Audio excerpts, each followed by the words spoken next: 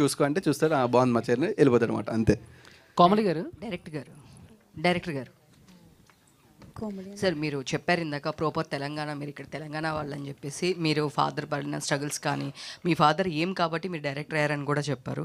So ఎందుకంటే అమలాపురం అటు side చాలా వచ్చినాయి అందరికీ తెలుసు. సో మీరు రూటెడ్ కాకుండా అక్కడ తీయడానికి మీ స్టోరీ డిమాండ్ చేసిందా? ఎందుకు తెలంగాణ బ్యాక్డ్రాప్ కాకుండా అక్కడ తీసుకోవాల్సి వచ్చింది? అంటే నేను కథ రాసినప్పుడు ఏ బ్యాక్డ్రాప్ రాసుకోలేదండి. ఒక విలేజ్ బ్యాక్డ్రాప్, ఒక అందమైన కథ, ప్రేమ కథ చెప్దామని ఉండే.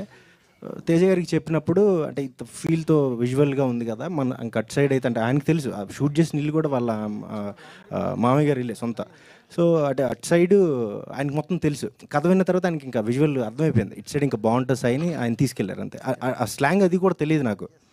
డైలాగ్స్ అవి రాసిన తర్వాత కూడా నాకు వచ్చిన స్లాంగ్లో రాసేవాడిని, దానికి ఆయన హెల్ప్ చేసేవాళ్ళు. కోడేటర్ పద్మారావు గారు ఉన్నారు, ఆయన కూడా అక్కడ సైడ్ పర్సనే, వాళ్ళు హెల్ప్ చేసేవాళ్ళు డైలాగ్. అంటే ఈ మ్యాటర్ ఇలా చెప్తున్నాను, దాన్ని ఆ లాంగ్వేజ్లో ఎలా చెప్పొచ్చు అని రాసేవాడిని, వాళ్ళు చెప్పేవాళ్ళండి అంతే. తేజ గారు చెప్పండి.